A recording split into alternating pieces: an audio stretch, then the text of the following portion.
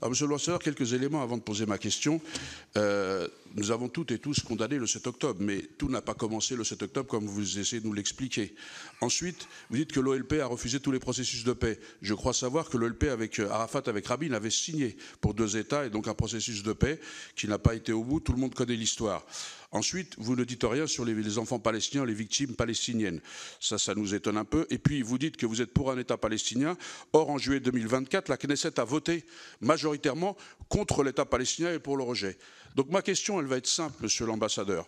Considérez-vous qu'Israël est au-dessus du droit international et comment Israël justifie l'entrave à l'acheminement de l'aide humanitaire à Gaza en violation totale de ce droit international et quelle est votre réaction face aux enquêtes internationales, y compris celle de la Cour pénale internationale, qui évoque un possible génocide?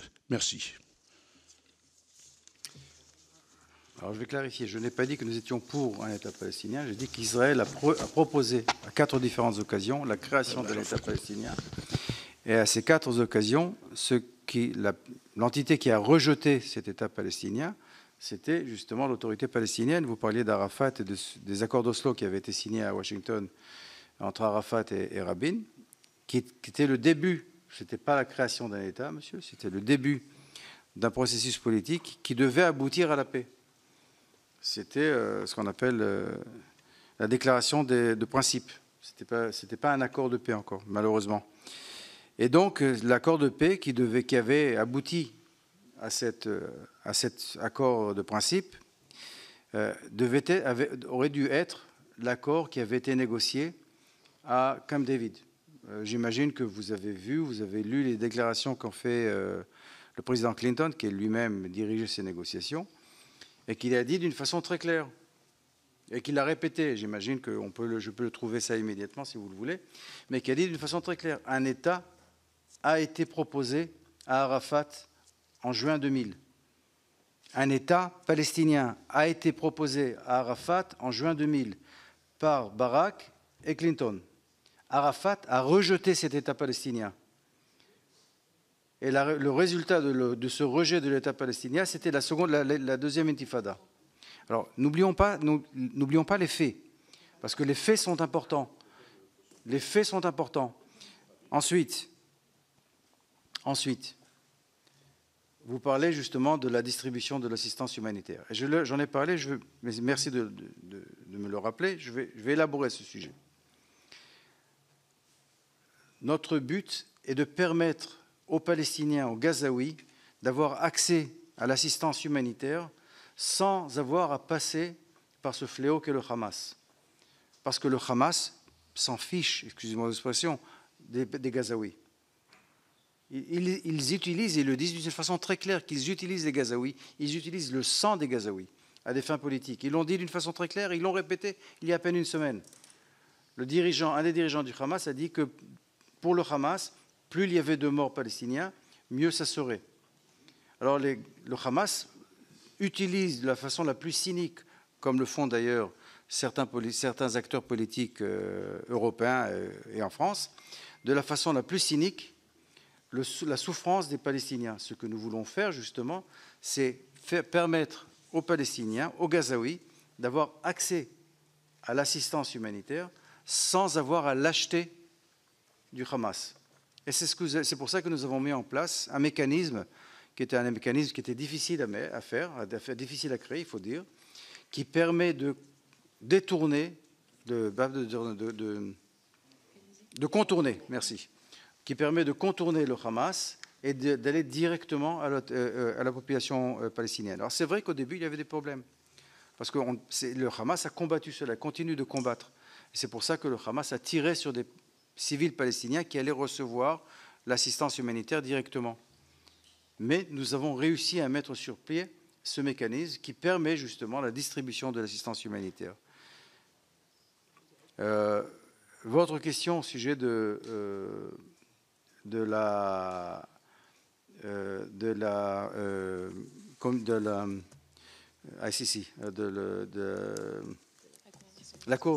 de justice internationale.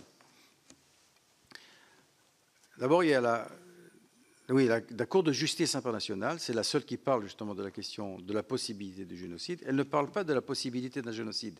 Ce que dit, il faut bien lire, est-ce qu'on a le texte exact? Ce que dit la juge, la présidente de la Cour de justice internationale, elle dit que il faut vérifier les plaintes. Mais elle ne parle pas, elle ne dit pas qu'il y a une possibilité de génocide. Et elle a répété ensuite, dans une interview qu'elle a donnée, parce qu'elle a dit, elle a remarqué que ses propos avaient été utilisés d'une façon, disons, des fois malhonnête, par certains acteurs qui essayaient de détourner, de changer ce qu'elle avait dit. Et ce qu'elle disait de façon très claire, c'est que elle pense qu'il y a une bonne raison de vérifier les faits, pas plus, d'accord? Et pour ce qui est de la Cour pénale internationale, d'abord, n'oublions, je vais lire, si vous me permettrez, je vais lire ce qu'a dit exactement l'ancienne présidente. Le tribunal utilise l'idée de plausibilité pour décider d'imposer des mesures, mais le critère est la plausibilité des droits revendiqués par le requérant, donc l'Afrique du Sud. La Cour a décidé que les Palestiniens avaient un droit plausible à être protégés contre le génocide et que l'Afrique du Sud avait le droit de présenter cette demande devant les tribunaux. Elle a ensuite examiné les faits, mais n'a pas décidé. C'est un point sur lequel je corrige ce qui est souvent dit dans les médias. Et maintenant, le point le plus important, qu'il était plausible d'invoquer le génocide. Donc, elle dit, il n'a pas décidé qu'il était plausible d'invoquer le génocide. Elle le dit d'une façon très claire. Elle a souligné dans l'ordonnance qu'il existait un risque de préjudice irréparable pour les droits des Palestiniens à être protégés contre le génocide, mais le raccourci qui apparaît souvent, qui est fait souvent malheureusement en France aussi, à savoir qu'il existe un cas plausible de génocide, n'est pas ce que la Cour a décidé. D'accord? Alors, il faut quand même, quand on parle de faits, il faut voir les faits comme ils ont été définis, pas comme on aimerait les dire. Voilà. Merci. D'abord, une petite précision, puisque les ressortissants français qui ont été interceptés, c'est bien intercepté dans les eaux internationales. Donc, c'est juste pour préciser. Monsieur l'ambassadeur, moi, je vous ai écouté. Depuis le début de l'opération de Tsahal à Gaza, au lendemain du 7 octobre 2023, le gouvernement israélien affirme, et vous l'avez redit, que son objectif est de détruire le Hamas et de libérer les otages. Un petit rappel quand même, la colonisation des territoires palestiniens est en œuvre avant le 7 octobre. Mais derrière ces objectifs, qui sont effectivement louables, on voit bien que la réalité est tout autre. Votre armée a déjà tué plus de 54 000 personnes. On peut jouer sur les chiffres, d'où ils viennent. Le meilleur moyen, ça serait d'accepter en fait que des observateurs puissent se rendre sur place. Mais sans compter les centaines de milliers qui sont affamés, blessés et déplacés, parce qu'il y a bien des déplacements de population et des déplacements sans fin, vous ne pouvez pas dire qu'ils sont tous des terroristes du Hamas. Quant aux otages, leurs familles dénoncent depuis des mois leur sacrifice par le gouvernement israélien. En réalité, monsieur l'ambassadeur, je vous ai écouté, mais votre version, elle ne tient plus. Encore plus, je l'ai dit, en refusant tout observateur et en faisant l'opacité totale sur ce qui se passe à Gaza.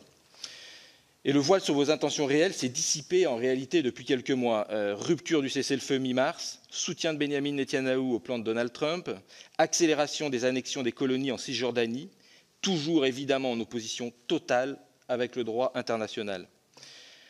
Depuis le 5 mai, le gouvernement israélien assume enfin son véritable but, la conquête de Gaza et le départ, soi-disant volontaire, de ses 2 millions d'habitants.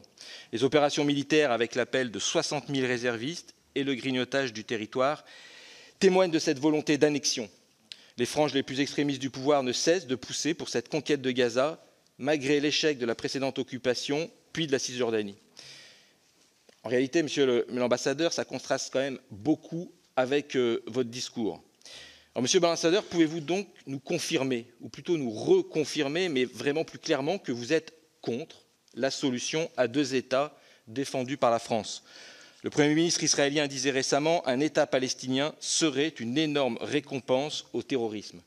Alors, si tel est votre objectif, quelle perspective politique imaginez-vous qui n'implique pas justement le génocide du peuple palestinien et avec lui l'isolement total de votre pays sur la scène internationale? Et puis je rajouterai par rapport à ce que vous venez de dire que En réalité, combattre le terrorisme, on est tous évidemment pour combattre les terroristes. Mais je pense que vous faites une grave erreur.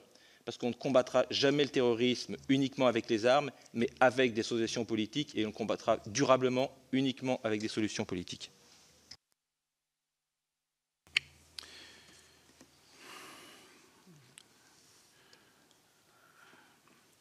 L'utilisation du terme génocide était, je m'excuse, mais est vraiment regrettable.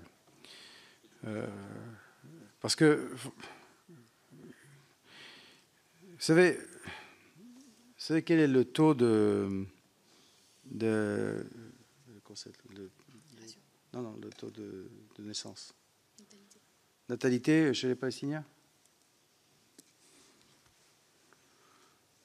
C'est 3 enfants par personne. À peu près 3. Il y a plus de Palestiniens aujourd'hui qu'il y avait le 6 octobre. Alors dire qu'il y a un génocide, non. Alors dire qu'il y a un génocide quand la population augmente, c'est grave. Au contraire, les Palestiniens rentrent en Israël pour être traités. Vous savez que dans les hôpitaux de Jérusalem, les hôpitaux de Jérusalem traitent de la même façon les Palestiniens qui viennent de Cisjordanie qu'ils traitent les Israéliens. Alors dire qu'il y a un génocide quand Israël, justement, aide la santé palestinienne, le service de santé palestinien, aide les Palestiniens sont traités. Non, mais justement, quand les Israéliens traitent, vous savez que Sinwar lui-même a été traité dans un hôpital israélien. Yahya Sinwar lui-même a été sauvé dans un hôpital israélien. Alors si notre but était de génocider les Palestiniens, au moins on l'aurait laissé mourir, parce qu'il avait un cancer cérébral. Alors, vraiment, utiliser ce terme quand nous aidons les Palestiniens, leur service de santé, quand Israël aide le service de santé palestinien, excusez-moi, mais c'est tout à fait inacceptable. C'est vraiment ne pas regarder la réalité sur les faits comme ils le sont. Dans aucun cas, j'ai dit que je dispute le nombre de morts qu'il y a jusqu'à présent. Et c'est terrible. Cette guerre est terrible. Notre but n'était pas, justement, de causer la mort de 50 000, 54 000, vous dites 50 000 54 000, je ne discute pas, nous sommes incapables de discuter les chiffres. Nous savons exactement combien de terroristes nous avons tués, nous avons éliminés. Et ça, nous le savons. Et ce ratio, vous savez quel était le ratio, monsieur le sénateur, quand la France et les Alliés ont combattu à Raqqa et combattu à Mossoul? Pour chaque terroriste qui était tué, il y avait 4 civils qui étaient tués. J'accepte le chiffre que vous donnez de 54 000. Je ne le discute pas. Je l'accepte. Mais nous savons qu'il y a 25 000 terroristes qui ont été tués, éliminés. Ça veut dire que le ratio est à peu près de 1 pour 1. Pour chaque terroriste qui est tué, il y a malheureusement, et c'est terrible, un Palestinien civil qui meurt aussi. Et je dis, pour chaque personne, pour chaque enfant, pour chaque civil palestinien qui est tué, chacun d'entre eux est une tragédie. Est une tragédie pour les Palestiniens, est une tragédie pour les Israéliens. Alors, faire des déclarations, parler de génocide, excusez-moi, mais est inacceptable. Quand Israël non seulement finance, mais aussi, encore une fois, soigne les Palestiniens. Comment faire pour éviter? Je parlais justement de ce que fait Israël. Je parlais de comment on fait pour éviter. Je parlais exactement de ce que fait l'armée israélienne pour empêcher que les civils soient touchés. Vous parliez de déplacement. Mais je dois répondre quand même au point que vous avez présenté. Vous parlez de déplacement. Vous savez pourquoi se font ces déplacements? Parce que nous demandons à la population qui est dans un endroit où nous savons que le Hamas opère, nous les demandons de bouger pour que nous puissions opérer afin de détruire les forces du Hamas sans qu'ils ne soient touchés. Alors, vous pensez que ce serait préférable que nous opérions sans leur demander de bouger? Sans leur demander de bouger? Et encore une fois, notre but... Alors, maintenant, la grande question, est-ce qu'Israël veut faire partir 2 millions de Palestiniens de la bande de Gaza. Je dis d'une façon catégorique, et je suis filmé, donc le plan du président Trump n'a jamais été un plan israélien. C'est le plan du président Trump de faire déplacer la population palestinienne de Gaza. Ce n'est pas un plan israélien. Ce n'est pas un plan israélien. Le Premier ministre a dit d'une façon très claire, les seuls qui peuvent quitter sont ceux qui le veulent. Ceux qui veulent quitter devraient avoir le droit de quitter. Pas plus. Ni plus, ni moins. Notre but n'est pas de vider la bande de Gaza. Pas du tout. Et je répète autre chose en plus, encore une fois, c'est officiel, donc c'est une idée, je le dis d'une façon officielle. Israël n'a aucune intention d'annexer la bande de Gaza. Vous savez, le retrait de la bande de Gaza, le retrait unilatéral de la bande de Gaza en 2005 était un retrait très, très douloureux pour Israël. Ça nous a déchiré intérieurement. Mais nous l'avons fait. Nous l'avons fait parce que nous voulions donner un espoir. Nous voulions donner aux Palestiniens l'espoir de créer l'opportunité de créer ce début d'État. Et je me rappelle, je faisais partie, moi, de ceux qui s'occupaient justement de cette équipe qui s'occupait d'aller vers les pays arabes et leur proposer de participer à la construction de l'économie palestinienne, justement, autour de 2005. Et l'idée était vraiment, pour eux, qu'ils puissent construire une économie qui serait extraordinaire. On parlait du Singapour du Moyen-Orient. Je me rappelle, c'était les termes que nous utilisions quand nous essayions de convaincre les pays arabes de venir investir dans la bande de Gaza, qui était maintenant un pays palestinien, un État palestinien. Alors, ce n'est pas parce qu'on s'est retiré en 2005, ce n'est pas avec l'intention de revenir. C'est vrai, il y a certains ministres du gouvernement israélien qui aimeraient que ce soit le cas. Et ils l'ont dit. Ce n'est pas, et je le répète, ce n'est pas la position du gouvernement israélien. J'espère avoir répondu à votre question. Ah, les eaux internationales. Merci. Il y a les eaux internationales et il y a ce qu'on appelle la zone économique internationale, la zone économique nationale. Vous connaissez ces termes? C'est deux termes différents. Les eaux internationales sont les eaux, les eaux nationales, pardon, sont les eaux vraiment qui sont au bord des plages d'un État. Et les zones économiques sont les zones dans lesquelles un État a le droit d'opérer, qui lui appartiennent économiquement. Premièrement, cette croisière de plaisir a été arrêtée dans la zone économique nationale, qui n'est pas encore dans les zones nationales, mais dans les eaux qui sont dans lesquelles l'État a le droit d'opérer. Secondo, même si c'était dans des eaux internationales, la loi dit d'une façon très claire. Et après la flottille de 2010, oui, avec le Marmara qui était parti de la Turquie, il y a eu un rapport, le rapport Palmer, je vous propose de le lire, si vous voulez, je peux vous l'envoyer, de l'ONU, du secrétaire général de l'ONU, qui disait d'une façon très claire, arrêter une flottille qui va vers un endroit où il y a un blocus militaire est légal, est entièrement légal. Si vous voulez, je ferai un plaisir de vous envoyer ce rapport, qui est encore relevant, qui est encore d'actualité. Merci.